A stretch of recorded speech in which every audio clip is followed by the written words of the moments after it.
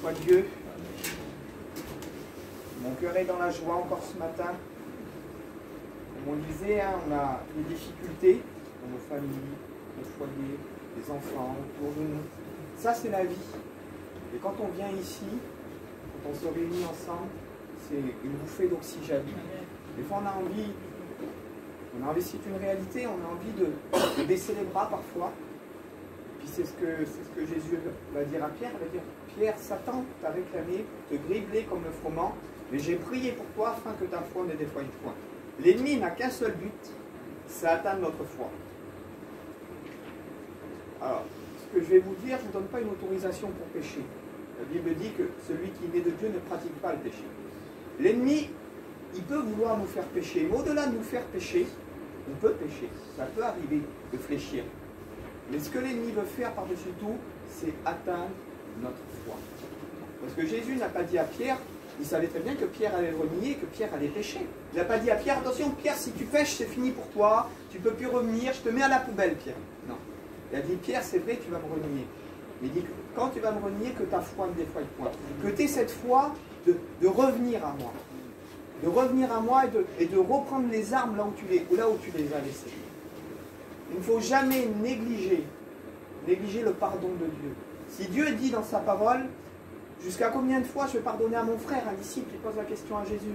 Jusqu'à 7 fois, Jésus dit 77 fois 7 fois. Alors quand on fait le calcul, dans une journée, j'avais fait un calcul, je ne sais plus combien de fois cela faisait, mais c'est environ toutes les 3 minutes.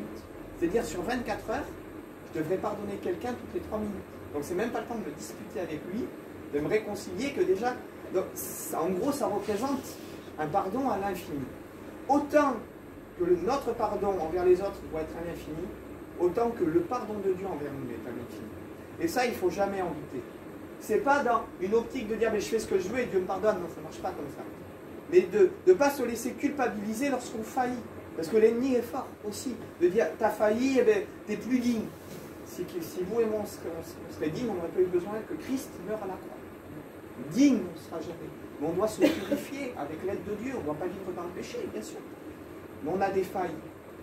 Et Dieu est là pour que qu'il puisse en réalité nous soutenir.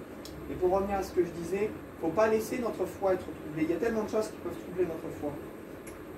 Il faut tenir ferme face à l'adversité, face à ce que nous rencontrons. Nous allons continuer donc nos prédications dans l'élan que nous avons pris dernièrement, tous ces enseignements sur la parole de Dieu. Nous avons voulu mettre la parole de Dieu en avant. Et on va continuer dans cette optique. Donc j'ai intitulé ce message, normalement je ne serai pas long, vivre pour la vérité. Je vous ai dit, sanctifie-les par la vérité, ta parole est la vérité.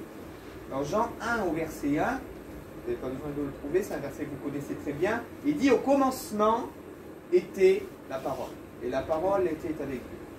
Le commencement, comme on a vu l'autre jour, c'est le départ, mais c'est ce qui règne, en majesté, en règne, ce qui était au-dessus de tout était la parole. La parole, nous l'avons vu, est une parole, on appelle ça le logos, le mot parole, c'est un verbe créateur, c'est un bruit, c'est un son, mais au-delà c'est aussi un livre, comme on l'a vu la dernière fois, le mot logos veut dire aussi un livre, une parole créatrice. Si notre vie, notre départ n'est pas fondé sur la parole de Dieu, on ne peut pas être transformé en vrai. Il dit à tous ceux qui l'ont reçu, à tous ceux qui ont reçu cette parole, elle a donné le pouvoir de devenir enfant de Dieu. Ce qui nous a donné un départ à nous aujourd'hui qui sommes enfants de Dieu, ce qui a été le départ pour notre vie, ça a été cette parole. Parce que nous avons mis foi en cette parole. Cette parole, elle nous est présentée au travers de la parole de Dieu, au travers des prédications, au travers des chants, au travers même simplement, des fois vous savez, on voit une croix, il y a dans des rues, dans des endroits où il y a des croix, et simplement le fait de penser à la croix, on sait qu'un jour il y a un homme qui est mort. Et face à cette réalité, que le Christ est mort pour nos péchés, si on met foi dans cette réalité, c'est obligé de nous toucher. Le monde est travaillé. La croix, elle dit, quand je serai élevé entre ciel et terre, c'est Jésus qui parle, dit alors j'attirerai tous les hommes à moi. Aucun homme aujourd'hui sur la terre, vous prononcez le nom de Jésus, quasiment aucun homme est ignorant. Bien sûr, des gens combattent cette vérité, des gens se rebellent contre cette vérité, des gens l'acceptent, des gens, on va dire, faussent cette vérité, la vivent mais d'une façon différente, faussent cette vérité. Mais néanmoins, cette vérité, elle paraît aux yeux de tous. Aucun homme ne peut dire qu'il ne sait pas qui est Jésus, qu'il ne sait pas qu'un jour, à Jérusalem, un homme en réalité est mort. Prenez même notre calendrier que nous avons aujourd'hui, on va fêter bientôt Noël. Noël, entre guillemets, on dit que c'est la naissance de Jésus, mais Jésus n'est pas né à 25 décembre. Hein, Jésus est né plutôt au printemps, parce que quand on voit dans la parole de Dieu, nous voyons que les bergers étaient dehors, et en hiver, les bergers en Israël, il n'y en a pas. Parce que l'hiver, il fait tellement froid que les brebis ne peuvent pas aller brouter, ne peuvent pas être dehors. Donc juste au travers de cet élément, je pourrais vous en donner plein d'autres, mais ce n'est pas le thème du message, mais c'est juste pour vous ouvrir une petite parenthèse. Hein, Jésus serait plus né au printemps qu'en hiver. Après, si on doit rentrer dans tout ce domaine théologique, hein, c'est l'Église catholique, parce qu'à cette époque-là, il y avait le culte le solstice d'hiver, etc. Et puis l'Église catholique a païanisé avec leur Dieu à eux, et ils ont tout, en réalité, tout mélangé, ils ont tout mélangé ensemble. Noël serait plus une fête, entre guillemets, païenne, qu'une fête réellement biblique, entre guillemets. Et après, c'est pas parce qu'on fête, qu'on mange un repas, tout dépend dans l'optique. Il ne faut pas tomber dans une idolâtrie, vous savez, l'idolâtrie du sapin, il me faut absolument le sapin, l'idolâtrie des cadeaux, l'idolâtrie de ci, l'idolâtrie de ça. Nous, moi, mon Noël, entre guillemets, c'est tous les jours. Je sais que Christ est mort pour moi, que Christ est ressuscité. Et au-delà de fêter la mort de Christ, entre guillemets, on ferait mieux de fêter sa résurrection, de fêter la Pâque, de fêter notre Pâque. Il dit Christ, notre Pâque a été immolée une fois pour toutes. Après, on fait plaisir aux enfants, on fait, et comme on disait le frère, c'est plutôt marketing. Il ne faut pas que notre cœur soit attaché à ça. Il ne faut pas que notre cœur soit attaché à ça. Hein, pour vous dire qu'au commencement, le départ était la parole. Jean 14,6, Jésus va dire « Je suis le chemin, la vérité et la vie. Nul ne vient au Père que par moi. » Hein, nous savons que Christ est le chemin qui nous conduit à la vérité pour nous emmener à la vie. Il dit que cette parole, Jean 1, verset 1, il dit, dans la suite, il dit « Cette parole a été faite chair, et elle habitait parmi nous, pleine de grâce et de vérité. » Donc nous savons, il dit que la parole était avec Dieu et la parole était Dieu. Nous savons que ça dépeint le portrait de Christ, qui est la parole qui a été faite chair. Donc au-delà d'une parole audible, cette parole, elle a été rendue vivante, elle est venue habiter parmi les hommes. Il dit, elle a habité parmi nous, pleine de grâce et de vérité. Et là, Jésus le dit, je suis le chemin, la vérité et la vie, nul ne peut venir au Père que par moi. Le but de cette parole n'a pas été le but de Jésus n'a pas été d'amener les hommes à lui-même. C'est une réalité. Il dit, j'attirerai tous les hommes à moi.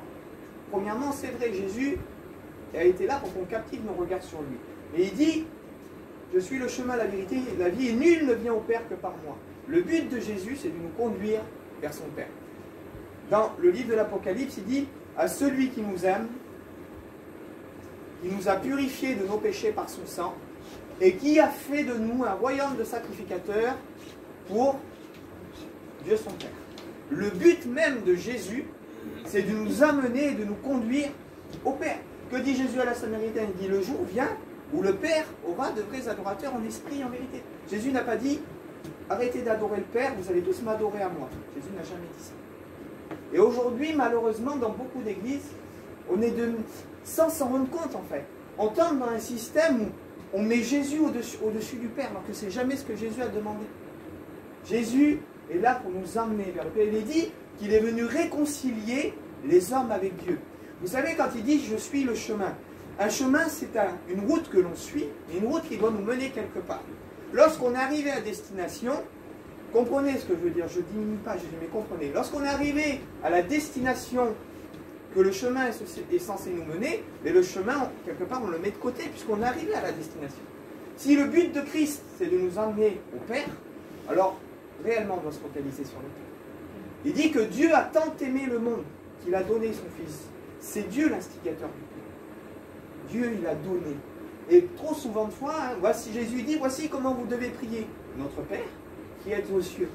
Souvent de fois, nous, Jésus il le dit aussi, il dit ce que vous demanderez au Père en mon nom. Il y a une direction aussi. Et dans cette direction-là, il faut qu'on arrête, et je parle aussi, moi je l'ai compris depuis longtemps, vous l'entendrez des fois dans ma façon de prier. Hein. Après, ce n'est pas un péché On ne va pas dire qu'on prêche parce qu'on met Jésus, mais Jésus va dire, rendez à César ce qui est à César, à Dieu ce qui est à Dieu. Et des fois, vous savez, quand on prend les 10 commandements, là, je touche un peu un point sensible, mais qui est une réalité biblique. Hein. Il dit, Dieu le Père, il parle et dit, tu n'auras pas d'autre Dieu devant ma face. C'est-à-dire, pas d'autre Dieu qui soit plus grand que moi. Et lorsqu'on met parfois Jésus au-dessus du Père, est-ce qu'on ne commet pas cette erreur de tomber peut-être dans une certaine, entre guillemets, idolâtrie? Je ne sais pas si vous comprenez le sens. De mettre celui qui est soumis à Dieu, parce qu'il dit que Christ est le chef de l'Église, l'homme est le chef de la femme, mais il dit que Dieu est le chef de Christ. Vous retrouverez ces passages. Donc quand on prend toute la hiérarchie, ce n'est pas à nous de bouleverser cette hiérarchie. Mais malheureusement, à cause d'un christianisme qui a été païanisé, on l'a vu par rapport à Noël, par rapport à plein de choses, est-ce qu'on est rentré dans une mentalité où on ne donne plus au Père le rôle qu'il doit avoir? Et ça, c'est important d'y revenir. C'est important d'y revenir et de casser un peu ces idées reçues. Alors, c'était pas du tout le thème du message, mais j'emprunte une porte, le Saint-Esprit me conduit, hein. Et puis je voulais juste vous ouvrir cette parenthèse, mais peut-être on en parlera dans certains enseignements un peu plus en profondeur, mais c'est important. C'est important. Donc Christ est venu, il dit, je suis le chemin, la vérité et la vie, Jean 14,6, pour nous conduire vers le Père. Alors, la vérité est très importante, puisque Christ se proclame et se manifeste lui-même comme la vérité. Il dit, je suis le chemin, mais je suis la vérité. Il n'y a pas d'autre vérité, je suis la vérité. Alors la question que je vous pose et que je me pose, qu'est-ce que le plus important dans la parole de Dieu et dans nos vies? La vérité ou l'amour? Ah, ça c'est une question qui... C'est l'amour qui est plus important ou c'est la vérité? Vous savez, bien souvent de fois, on a tendance à mettre l'amour, et moi aussi, à une époque peut-être, j'aurais pu mettre l'amour avant la vérité. Mais quand on étudie la parole de Dieu, quand on scrute les Écritures, quand on voit ce qui est écrit, l'amour ne doit pas dominer la vérité. Et la vérité doit dominer l'amour. Pourquoi? Jean 8,32, il nous est dit, vous connaîtrez la vérité, et la vérité vous affranchira, la vérité vous rendra libre. Il n'est pas traduit, vous connaîtrez l'amour, et l'amour vous rendra libre. Vous connaîtrez la vérité, et la vérité vous rendra libre. Au nom de l'amour, aujourd'hui, des gens ont saccagé, ont piétiné cette vérité. Sans... J'en parle, tant pis. Au nom de l'amour aujourd'hui, dans certaines institutions, on prône certains mariages, sans entrer dans les détails, pour ne pas me taper sur les doigts, on prône certains mariages, vous savez de quoi je peux parler, où au nom de l'amour, on enlève la vérité de la parole de Dieu. Oui, mais ils s'aiment, alors il faut les marier. Alors que la parole de Dieu condamne ces unions. La parole de Dieu condamne certaines unions. Mais au nom de l'amour, on piétine la vérité. Au nom de l'amour, ils s'aiment. Qu'est-ce qui est plus important? L'amour ou la vérité? Vous savez, prenez un conflit où nos enfants sont mêlés. Au nom de l'amour, même si notre fils ou notre fille a tort, parfois on peut être aveuglé, donner raison à nos enfants alors qu'ils n'ont pas raison. Et ne pas être impartial dans un conflit. Ne pas être impartial au nom de l'amour. L'amour parfois peut fausser la vérité. L'amour parfois peut nous faire déchoir de ce qui est vraiment écrit, de ce qui est vraiment la vérité. Nos sentiments à cause de l'amour. C'est pour ça que Dieu fait passer la vérité et la justice avant l'amour. Parce que Dieu sait très bien qu'au nom de l'amour, on ne peut pas tout accepter. Au nom de l'amour, on ne peut pas tout bafouer. La vérité doit passer avant l'amour. Et s'il est dit, c'est la vérité qui a franchi. Aujourd'hui, dans ce monde, parce qu'il y a plusieurs sortes de vérités. C'est pas, vous connaîtrez votre vérité. Il peut y avoir notre vérité aussi. Notre vérité. La vérité que l'on se fonde sur nos raisonnements, sur nos pensées, sur notre sagesse, sur notre intelligence. La vérité que le monde aussi, hein, les gens, les scientifiques, etc., ce que le monde aussi peut proposer. Parce que le monde se crée lui-même sa vérité. On peut se créer nous-mêmes notre vérité. Aujourd'hui, hein, selon le monde, selon l'institution, la vérité, c'est qu'un jour, sorti de nulle part, créé par le hasard, une boule a explosé et l'univers est apparu. Est-ce que vous pouvez faire avec rien? On ne peut rien faire. S'il n'y a rien, on ne peut rien faire. L'univers est sorti de rien. c'est inexplicable, c'est la science. Alors que moi, la parole de Dieu me dit qu'au commencement était la parole, était le Verbe, et que quand Dieu a parlé, alors la vie, il y a la vérité des hommes, il y a la vérité de la parole de Dieu. Et un jour, on aura peut-être cet enseignement. Quand on prend les passages de la Genèse, de la création, quand on les confronte à la science, aux nouvelles avancées scientifiques, on voit vraiment que, en réalité, même aujourd'hui, les scientifiques s'accordent pour dire qu'il y a une puissance qui gère l'univers. Il y a à travers les mathématiques, la physique quantique, et toutes ces choses-là, le monde est régi par des codes. Par des codes que l'on ne peut pas bousculer, que l'on ne peut pas toucher. La distance du soleil par rapport à la Terre, la distance de la Lune qui agit sur les marées. On pouvait en parler pendant des jours, mais c'est trop parfait pour que ce soit le fruit du hasard. C'est trop parfait pour que ce soit le fruit du hasard. Mais le monde essaye de nous imposer une vérité qui voile en réalité Dieu. Aujourd'hui, dans le monde, on va vous dire, pour être quelqu'un, pour avoir un nom, il faut avoir de l'argent. Et pour avoir de l'argent, il faut voler, il faut escroquer. Aujourd'hui, on va vous dire, tu peux, excusez-moi du mot, mais avoir 50 ou 60 petites amies ou petits copains, quitte à blesser les gens autour de toi. Le monde va te proposer une vérité. Il faut connaître, il faut faire ses expériences. Et puis, il faut connaître c'est quoi la vie, il faut voir, il faut faire des choses. Ça, c'est la vérité du monde.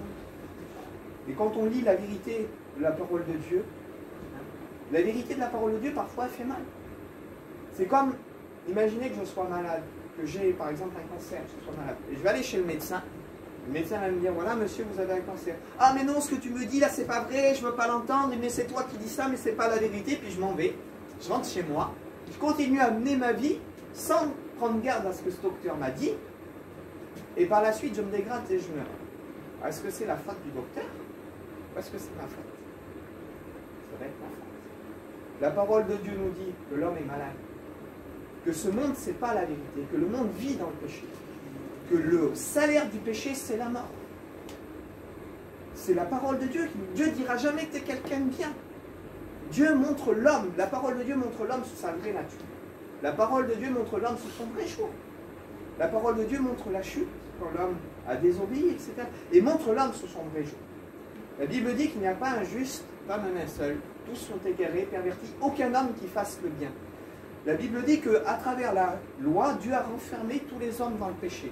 La connaissance du péché est venue au travers de la loi. Ça veut dire que tant que Dieu n'a pas dit c'est mal de mentir, et c'était pas mal de mentir. Tant que Dieu n'a pas dit c'est mal de commettre l'adultère, mais ce n'était pas. Tant que Dieu ne l'avait pas dit, on n'était pas conscient de ce qui était bien et de ce qui était mal. C'est lorsque Dieu a mis sa loi en avant. Ces lois ont été pour nous apporter un équilibre, mais a été aussi pour nous renfermer en quelque sorte dans le péché. Pourquoi? Parce que si je mets tout le monde dans une position de péché, au travers le sacrifice de Christ, je laisse la même porte de sortie à tout le monde. C'est-à-dire si tout le monde est égal vis-à-vis du péché, tout le monde est égal vis-à-vis du salut que Dieu a préparé. Tout le monde est égal face à cette vérité. Il est dit, je suis le chemin, la vérité et la vie, et nul ne peut parvenir au salut. Nul ne peut venir au Père s'il n'accepte pas de prendre cette porte de sortie que moi je propose. Mais la réalité, c'est qu'on n'est pas meilleurs les uns que les autres. Mais ce monde, ça, le monde aujourd'hui essaie de le cacher en réalité. Chacun peut vivre un peu comme il veut. Chacun peut faire ce qu'il veut. Et puis on rendra de compte à personne. Et Dieu n'existe pas. Ça, c'est la vérité que vous allez entendre. C'est la vérité que vous allez entendre dehors. Peut-être. C'est la vérité du monde.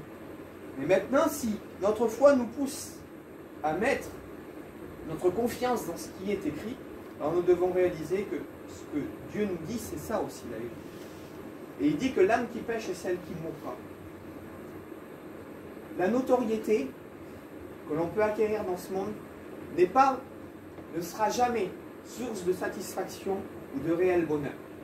Alors je sais que je prends toujours les mêmes exemples, mais vous pouvez prendre, il y a plein de chanteurs, Dalida, Mike Brandt, vous prenez la chanteuse aussi Amy Winehouse, qui est morte comme ça, des gens qui étaient au sommet de la gloire et qui finissent par se suicider, se donner la mort, qui sont aimés par des millions de personnes.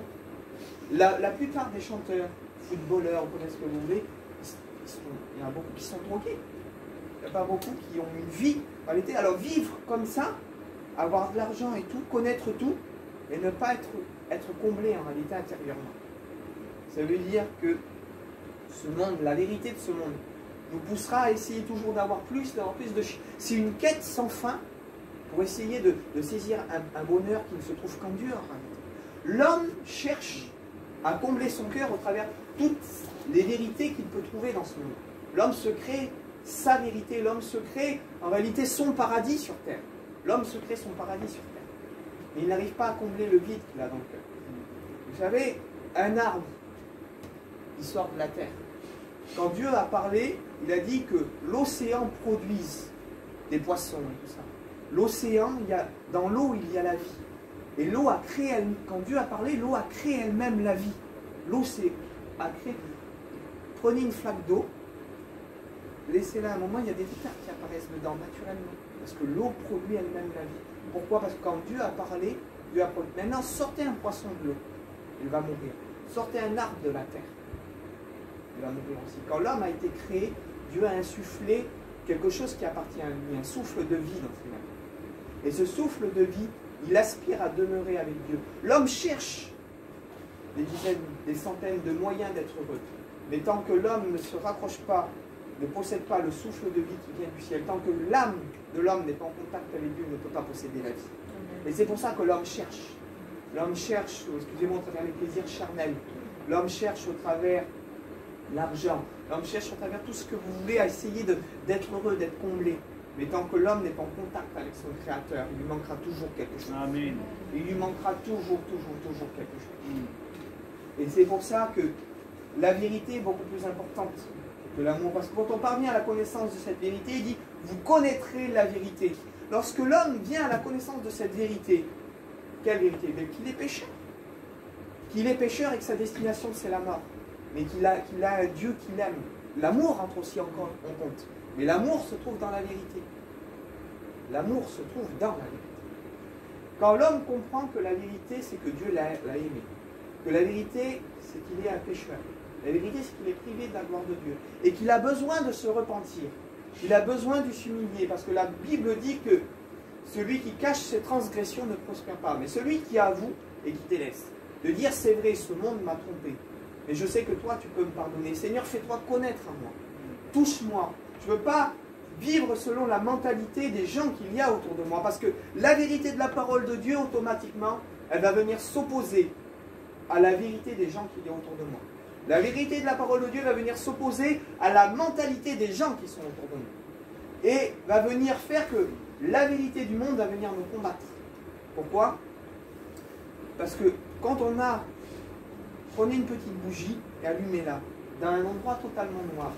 Dans la vie, ça va éclairer. Maintenant, imaginez que dans une salle noire, tous les gens sont sales. Ils ne le savent pas, ils ne le voient pas. Et vous, avec votre petite bougie, là, vous vous approchez d'eux et vous les éclairez. Les gens disent, ah mais je suis sale, hein. Je ne veux pas savoir que je suis sale. Prends ta bougie, c'est ce que les gens font. Quand on vient avec la lumière de la parole de Dieu, quand on leur montre la réalité, les gens préfèrent garder en réalité. Et c'est ce que Jean 1 nous dit. Il dit, la lumière est venue parmi les siens, mais les siens ne l'ont pas reçue. Il dit, celui qui est de Dieu vient à la lumière, parce que ses œuvres sont faites en Dieu. Mais il dit, qui ne veut pas de la lumière, il dit, le rejette, parce que ses œuvres sont mauvaises, parce qu'il ne veut pas changer. Vous savez, beaucoup combattent la parole de Dieu, parce que la vérité de la parole de Dieu met en évidence ce qu'ils sont. Et c'est ce que la parole de Dieu fait en premier. La parole de Dieu, elle veut mettre en évidence ce qu'on est, mais pas les gentils, mais pas des bonnes personnes. Mais Dieu est capable de faire de nous des bonnes personnes. Dieu est capable de nous transformer. Mais cette réalité-là, les gens la refusent. Puisque si les gens acceptent qu'il y a un Dieu qui a créé l'univers, si les gens acceptent que la parole de Dieu est la vérité, alors ils acceptent qu'ils sont perdus. Alors ils acceptent qu'ils doivent changer. Alors ils acceptent que cette vérité vient les confronter et leur montre leur état qui n'est pas bon. Et malheureusement, l'homme veut garder son état. L'homme veut garder son état qui n'est pas beau, qui n'est pas sain, il va avoir de compte à rendre à personne. Donc pourquoi rejeter l'existence de Dieu? C'est pour rejeter le fait qu'eux-mêmes sont pécheurs. Pour ne pas accepter le fait qu'ils sont pécheurs. Et c'est pour ça que l'homme aujourd'hui rejette l'existence de Dieu. Parce que si j'admets qu'il y a un Dieu, j'admets que je peux être sous un jugement. J'admets que je peux être sous un châtiment. Et j'admets alors que je dois changer, que je dois chercher ce Dieu pour que ce Dieu puisse me sauver. C'est pour ça que la loi, comme on dit, a renfermé tous les hommes dans le péché pour que tous les hommes se sentent coupables. Pour que tous les hommes, ceux qui se sentent coupables et qui ont soif de justice, c'est pour ça que Jésus dit, heureux ceux qui ont faim et soif de justice, car ils seront rassasiés. Pourquoi? Parce que le seul moyen de parvenir à la justice, ce n'est pas par nos œuvres. Le seul moyen de parvenir à la justice, c'est que lui nous a justifiés. Et quand il nous justifie, qu'il nous transforme, alors on peut pratiquer la justice. Alors on peut pratiquer la vérité. Pourquoi? Parce qu'il nous a justifiés. La justice ne pouvait pas sortir de notre cœur. On ne pouvait pas produire, nous, ces choses-là. La vérité est celle qui nous a affranchis. Seule la vérité libère. Ceux qui la négligent, ceux qui négligent la vérité, s'égarent. Comme on l'a dit tout à l'heure, ceux qui négligent cette vérité, eh bien, on voit toutes sortes de dérives dans plusieurs mouvements, des mariages qui sont autorisés, diverses choses, sans entrer dans les détails. Jean 3, verset 1. Et celui qui agit selon la vérité, on revient à ce que je disais, vient à la lumière afin que ses œuvres soient manifestées parce qu'elles sont faites en Dieu. Celui qui a soif de cette vérité-là, qui veut connaître ses origines, qui veut connaître la vie, il vient à la lumière. Parce que quand on cherche réellement la vérité et qu'on l'accepte, on voit qu'il n'y a que Dieu qui possède la vérité. On voit que dans ce monde, même les grands philosophes, on voit que ça reste humain. Et on peut pas, ce qui est spirituel ne peut pas demeurer et rester fondé sur quelque chose qui est humain. À un moment donné, ça se brise. C'est comme de mettre un poids de 500 kg sur une chaise de jardin en plastique. Ça ne peut pas. Nous, ce qui est spirituel en nous ne peut pas reposer sur quelque chose de terrestre, de charnel. À un moment donné, ça va s'égarer. On ne trouvera pas la satisfaction. Ce qui est spirituel doit reposer sur quelque chose qui nous dépasse. Et ce qui nous dépasse, c'est ce qui touche à l'éternité. Seul Dieu a la réponse. Pour ça, il dit que celui qui agit selon la vérité vient à la lumière. Celui qui aime la vérité, qui veut agir selon la vérité, vient à la lumière, afin que ses œuvres soient manifestées parce qu'elles sont faites en Dieu. Lorsqu'on obéit, lorsqu'on veut marcher, alors la lumière vient. 1 Pierre 1, verset 22. Ayant purifié vos âmes en obéissant à la vérité. Ce qui a purifié nos âmes, dis donc, c'est pas l'amour. Ce qui a purifié nos âmes, c'est d'obéir à la vérité. L'amour ou la vérité? Non, ce qui a purifié nos âmes. Ayant purifié vos âmes en obéissant à la vérité. Ce qui purifie nos âmes, c'est lorsqu'on obéit à la parole de celui qui avoue et qui délaisse. Celui qui a voulu, en réalité, entrer dans le plan que Dieu avait pour lui. Un plan, bien sûr, qui dépend de l'amour de Dieu. Ce qui nous a fait changer, c'est l'amour de Dieu, bien sûr. Mais lorsque nous, on a accepté toute cette vérité, la vérité que, comme je dis, on n'était pas des bons, on ne faisait pas ce qu'il fallait. La vérité que le châtiment était sur nous. Nous avons accepté. Ayant purifié vos âmes en obéissant à la vérité. Vérité, hein, Christ dit, je suis le chemin, la vérité. Donc en obéissant aussi à ce que Christ a fait pour nous. Jean 17, 17. Sanctifie-les par ta vérité, ta parole est la vérité. Le mot sanctifier, alors c'est quoi être sanctifié? Sanctifier veut dire être mis à part. C'est ça être sanctifié. Pour vous faire comprendre, imaginez que dans une armoire, on est plein de tasses à café, et puis on prend les tasses à café, et puis on met le café à l'intérieur. Une fois qu'on a mis le café dans des tasses, les tasses deviennent sales. Il faut les laver. Donc, on prend la tasse, on la lave. On prend une de ces tasses, on la lave. Mais à l'intérieur de cette tasse que l'on lave, comment on peut faire pour que plus jamais personne utilise cette tasse, qu'elle ne soit plus sale, pour qu'elle ne soit plus souillée? Imaginez qu'on prenne une de ces tasses et qu'on mette de l'huile à l'intérieur, et qu'on la laisse dans le placard. Quand les personnes vont ouvrir le placard, jamais personne ne va prendre la tasse avec de l'huile à l'intérieur. Il prendra les tasses avec lesquelles il n'y a pas d'huile. C'est une image toute bête, mais c'est pour vous faire comprendre. Quand Christ nous a lavés, il a fait demeurer en nous son esprit, symbole de l'huile, et il nous a mis à part. L'huile qui est à l'intérieur de notre cœur a fait que nous sommes aujourd'hui à part de nous. Et le monde ne nous utilise plus. Le monde ne se sert plus de nous. Pourquoi? Parce qu'il nous a sanctifiés. Il nous a mis à part. Nous qui étions auparavant faits pour un usage vil, pour accueillir entre guillemets du café, c'est-à-dire pour faire toutes les choses viles de ce monde, il dit que nous qui nous étions des vases impurs, il nous a mis à part, il nous a lavés, et il a déversé en nous de l'huile. Il a mis en nous son trésor et sa richesse. Étant donné que nous avons le trésor et la richesse de Dieu, nous ne sommes plus destinés à pécher. Nous ne sommes plus destinés à vivre dans le péché. Mais il nous a sanctifiés, il nous a lavés. Et ça, c'est l'œuvre rédemptrice de la croix. Je ne pouvais pas, moi, déverser de l'huile dans mon cœur. C'est lui qui l'a déversée. Maintenant, cette huile, je dois la garder. Comment je la garde? Eh bien, en vivant dans le bien, en vivant dans la vérité, en vivant dans la sainteté, en disant, Seigneur, ça, je ne dois pas le faire.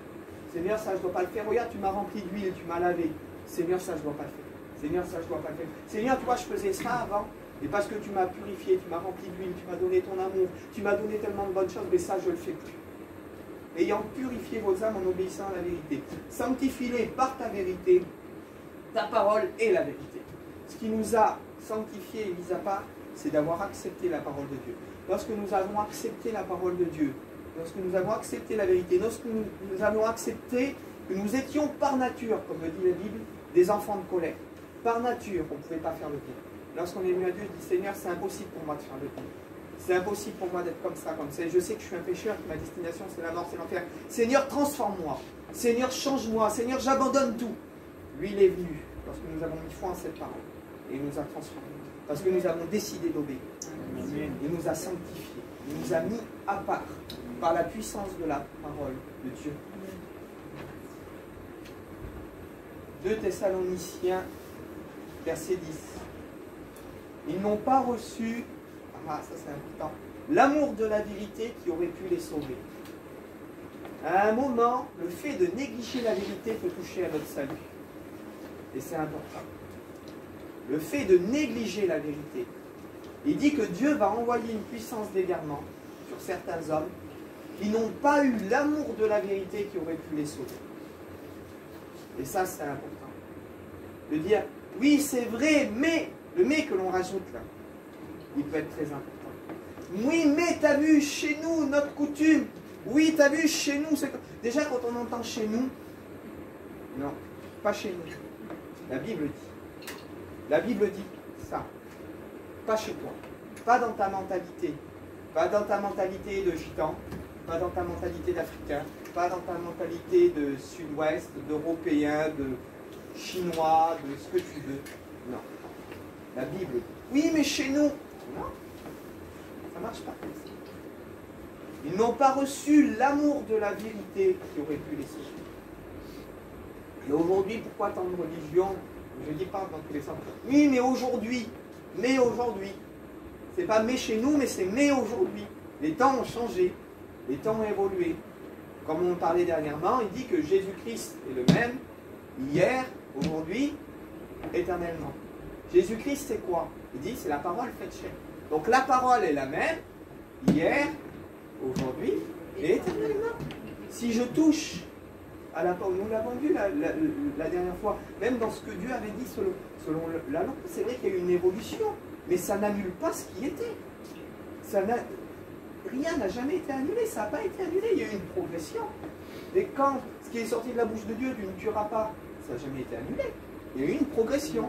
Tu ne commettras pas d'adultère, tu ne mentiras pas. Il y a eu une progression dans tout ce que Dieu a dit. Mais la parole de Dieu, elle est restée la même. La parole de Dieu est restée la même. Il n'y a jamais eu d'annulation, il y a eu une progression. La parole de Dieu est restée la même éternellement. Ce qui est sorti de la bouche de Jésus, il dit, le ciel et la terre passeront, mais mes paroles ne passeront pas. Il dit, le ciel et la terre, il dit, ne passeront pas, qu'il n'y ait un iota de la loi qui n'ait disparu. C'est-à-dire, tant que le ciel et la terre n'ont pas disparu, la Bible de A à Z, elle est valable. Que ce soit l'Ancien et le Nouveau Testament, de A à Z, tu vas prendre toute la parole de Dieu. Tant que le ciel et la terre n'ont pas disparu, la Bible est toujours d'actualité. La parole de Dieu est toujours d'actualité, rien n'est annulé. Et écoutez bien, on va en revenir à ce que je disais, c'est ce que Jésus dit. Il y a des choses qui peuvent annuler la parole de Dieu. C'est quoi qui annule la parole de Dieu? Jésus regarde les pharisiens, il leur dit, il a été dit dans les 10 commandements, tu honoreras ton père et ta mère. Et vous dites, le travail que je peux faire dans le temple, eh bien, ce que j'aurais pu t'assister, mon père ou ma mère, ou le bien que j'aurais pu te faire, eh bien, je vais passer des heures au temple plutôt. Et ce que Jésus dit, il dit, vous annulez la parole de Dieu par profit pour vos traditions. Ce qui peut annuler la parole de Dieu, ce sont notre mentalité et nos traditions. Oui, mais chez nous, dans notre culture, oui, mais aujourd'hui, et les gens dans leur culture, dans leur tradition, dans leur façon de vivre, dans leur modernité, annulent la parole de Dieu. Ils n'ont pas reçu l'amour de la vérité qui aurait pu les sauver. Et aujourd'hui, frères et sœurs, il faut être vigilants. Nous vous encourageons, même ce que nous vous enseignons, à ne pas croire tout ce que l'on vous dit. Comment alors? Allez regarder quand on prêche. Lisez la parole de Dieu. Si ce qui est dit est écrit, si ce qui est dit s'interprète de cette façon. Vérifiez la parole de Dieu. Moi, quand j'étudiais, quand j'étais jeune, quand je voulais savoir des réponses, je ne demandais pas l'avis à un pasteur, je demandais l'avis à 5 pasteurs, 6 pasteurs, pour avoir plusieurs avis différents. Et quand les pasteurs me donnaient des passages, j'allais voir les passages, et je disais, lui a raison, lui n'a pas raison. Ça.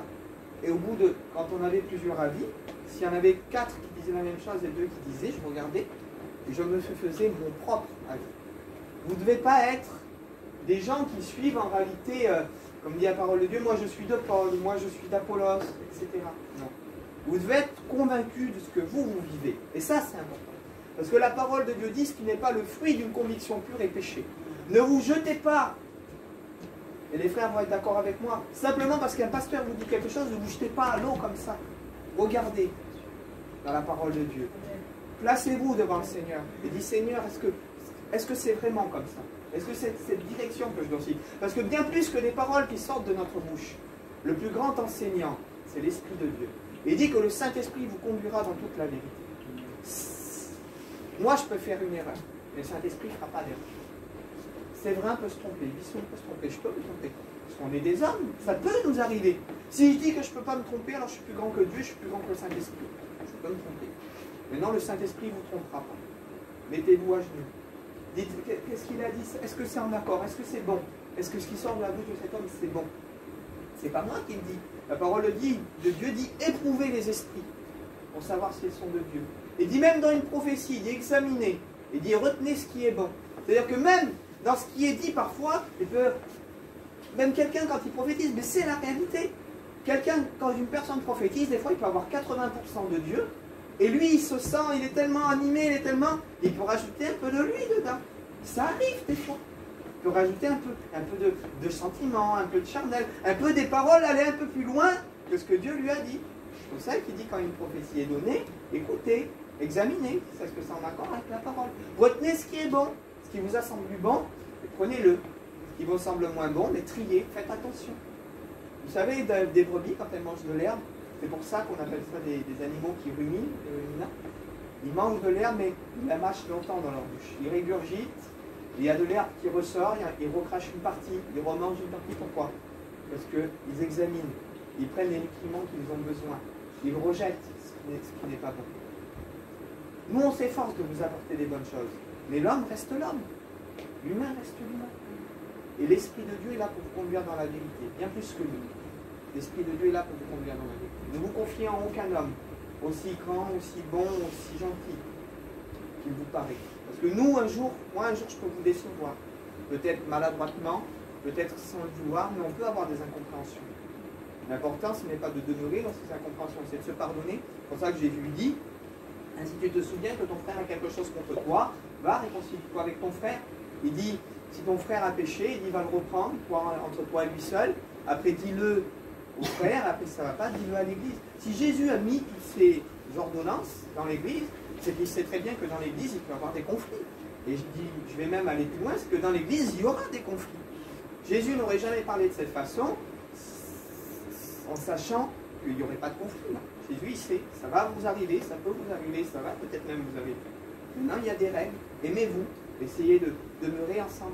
Une église, c'est des gens qui n'ont pas forcément la même mentalité, pas la même éducation, pas la même façon de vivre, pas la même ethnie, mais qui s'accordent autour de la parole de Dieu par amour, pour essayer de grandir et d'avancer ensemble. Et nos différences ne doivent pas être une faiblesse, mais elles doivent être une force. Nos différences, nous ne devons pas faire plier notre culture à la parole de Dieu, mais la parole de Dieu doit faire plier notre culture, doit faire plier notre mentalité. Mais parfois, le fait d'avoir une vision différente, elle peut permettre aux frères, mais t'as vu, moi je le vois comme ça. Mais t'as vu, c'est écrit comme ça, comme ça. Ah oui, c'est vrai, je ne le voyais pas. Et puis nos différences doivent être quelque chose de complémentaire, quelque chose qui nous pousse vers l'avant. Et de ne pas dire, t'as vu l'autre là-bas, il n'est pas comme moi, il ne pense pas comme moi. Mais là, apprends à recevoir aussi de l'autre. Apprends à prendre ce qui est bon. Et comme je l'ai dit, à mettre de côté ce qui est mauvais. Ils n'ont pas reçu l'amour de la vérité qui aurait pu les sauver. L'important de rester sur la vérité, de ne pas négliger la vérité, de ne pas négliger la parole de Dieu par profit à cause de nos traditions, à cause de notre façon de penser. Galates 5, verset 7. vous couriez si bien. Et qui vous a empêché, qui vous a arrêté pour vous empêcher d'obéir à la vérité. C'est ce que l'ennemi essaie de faire. Il dit que l'obéissance vaut mieux que le sacrifice. Ça, c'est dans l'Ancien Testament. C'est Dieu qui parle au prophète Samuel. C'est Samuel qui parle. C'est dans le livre du prophète Samuel. Il dit que l'obéissance vaut mieux que les sacrifices. Et malheureusement, aujourd'hui, dans beaucoup d'assemblées, on voudrait faire passer les sacrifices avant l'obéissance. C'est-à-dire, tu as vu, j'extrapole un peu, j'exagère, tu as vu, je vais faire de l'évangélisation dans les rues. Tu as vu, je vais prêcher au Nicaragua, je vais prêcher en Argentine. Mais quelle est l'obéissance dans ta vie? Alors tu fais beaucoup de sacrifices, tu crois combler en fait tes lacunes par la pratique de tes œuvres. C'est pas comme ça que ça marche. Et beaucoup, malheureusement, aujourd'hui font ça. Ils croient que parce qu'ils remplissent des églises, ou parce qu'ils font beaucoup de boucans, parce qu'ils font beaucoup d'évangélisation, et qu'ils rajoutent des âmes à l'église, ça va combler le fait peut-être, j'exagère, mais que dans leur vie, ils sont peut-être alcooliques. Et ils croient que ça va combler leur alcoolisme, ou que Dieu va les pardonner de leur alcoolisme, ou de leurs mensonges, ou des choses qu'ils pratiquent dans le secret, parce qu'ils vont évangéliser et qu'ils remplissent des églises. Il va dire que l'obéissance vaut mieux que les sacrifices. Il dit, vous courriez si bien, qui vous a arrêté? Parce qu'on peut être toujours, entre guillemets, dans l'œuvre, toujours, entre guillemets, dans le ministère, mais dans notre vie de spiritualité, on peut être arrêté.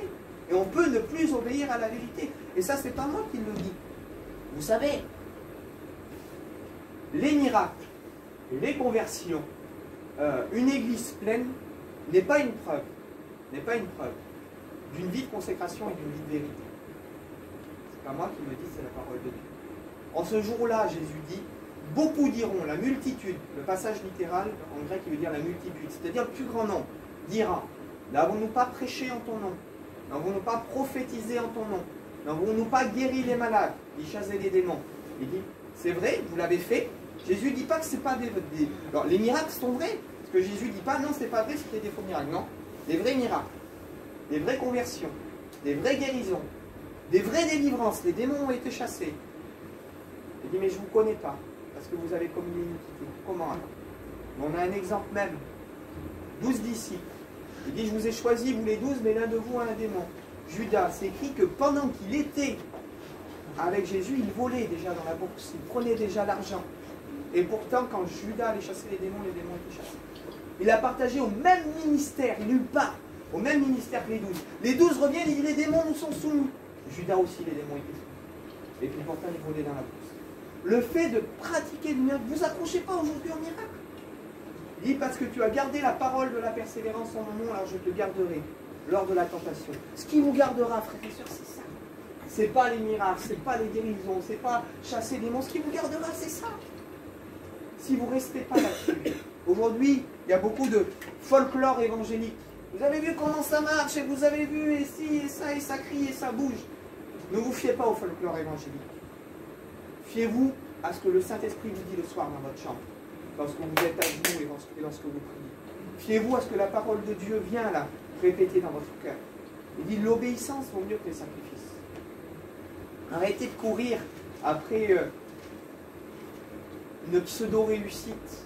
Aujourd'hui, on essaye de remplir des églises, mais on ne remplit pas les cœurs de la vérité.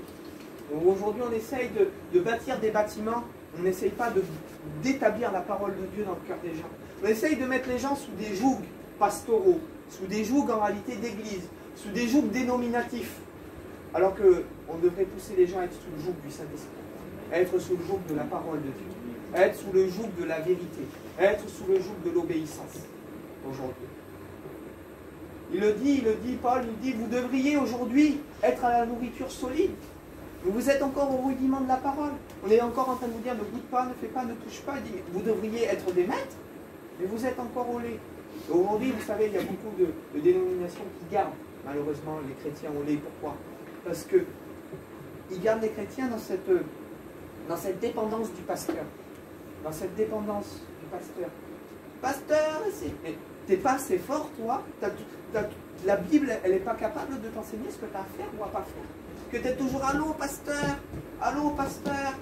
Non. Mets-toi à genoux, prie, le pasteur divin, le Saint-Esprit va venir t'enseigner ce que tu fais. Nous, on est là pour vous aider, il n'y a pas de problème, pour vous donner une direction. Mais comme je vous dis, des fois, on peut se tromper, des fois, on peut être maladroit aussi. Moi, le désir de mon cœur. Il y a un passage dans la parole de Dieu qui parle de la fin des temps et qui dit « Plus personne n'enseignera son frère ». C'est-à-dire quand la connaissance sera répandue, quand Christ paraîtra, on n'aura plus besoin.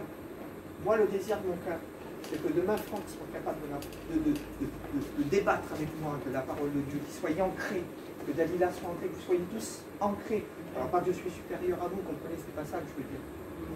Mais chacun, on devrait être capable, comme les Béréens qui scrutaient les Écritures, chacun de nous, on devrait être capable d'avoir cette maturité spirituelle, d'acquérir cette maturité spirituelle, et de ne pas toujours être pendu à la chemise du pasteur.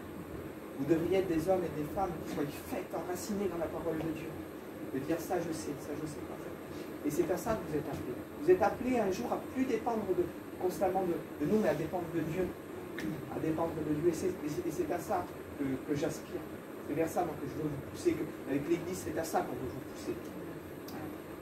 Vous pourriez si bien qui vous a empêché arrêter pour vous empêcher d'obéir à la vérité. Donc nos traditions et tout ça ne doivent pas nous empêcher d'obéir à la vérité qui est la parole de Dieu. Donc ce qui peut nous empêcher, c'est l'ennemi, bien sûr, qui peut mettre de l'ivraie, qui peut nous troubler, qui peut mettre la zizanie, la vie aussi. Vous avez vu, il dit un semeur sorti pour semer. Il dit qu'une partie de la semence va tomber au bord du chemin. Les oiseaux vont venir, vont le prendre. Ça c'est l'ennemi. On n'a pas le temps d'être enraciné. Il dit qu'une partie par les pierres.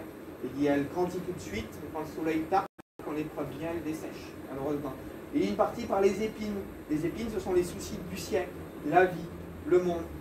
La chair aussi peut nous empêcher d'obéir à la parole de Dieu. Et il dit que la chair a des désirs contraires à ceux de l'esprit. Il dit si vous vivez selon la chair, vous mourrez. Ça, c'est notre combat. Vous savez, le combat de la chair, c'est pas un combat qu'on a une fois et c'est fini. Le combat de la chair, tant que nous ne sommes pas morts et que Christ n'est pas revenu, on l'aura. Pourquoi? Parce que notre chair n'est pas ressuscitée encore, elle n'est pas transformée. Dieu a transformé notre âme, Dieu a transformé notre esprit. Mais notre chair, elle est encore soumise au péché, qu'on le veuille ou qu'on ne le veuille pas. Et c'est ce que Paul dit. Il dit, qui me délivrera de ce corps de mort? Il dit, de ce corps qui est voué au péché. Quand je veux faire le bien, le mal s'attache à moi. Il dit, j'arrive pas à faire le bien que je veux faire parfois, et le mal que je ne veux pas faire, je le fais. Pourquoi? Parce que cette chair, elle est vouée au péché. Il dit, lorsque Christ, votre pouvoir paraîtra, alors il dit que notre chair, elle va être transformée. Et elle adoptera la nature de Christ. Mais tant que cette chair n'a pas été transformée, il dit, ceux qui sont en Christ ont crucifié la chair et ses désirs. Mais ça, c'est tous les jours que l'on doit crucifier le vieil homme, crucifier la chair et nos désirs, face aux réactions, face aux paroles que nous disent les gens, face quand quelqu'un nous double, rond-point, qui nous fait une queue de poisson, et puis c'est des trucs bêtes, mais la caissière du magasin, et puis on en passe, et des dizaines et des dizaines de choses, problèmes financiers, tout.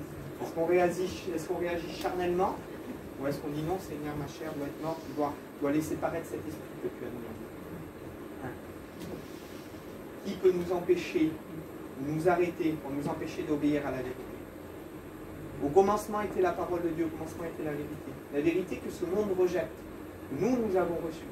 Maintenant, face à cette vérité, nous devons nous y plonger, et laisser Christ agir dans nos vies, nous former, nous façonner comme lui. Il le veut. On prie le Seigneur.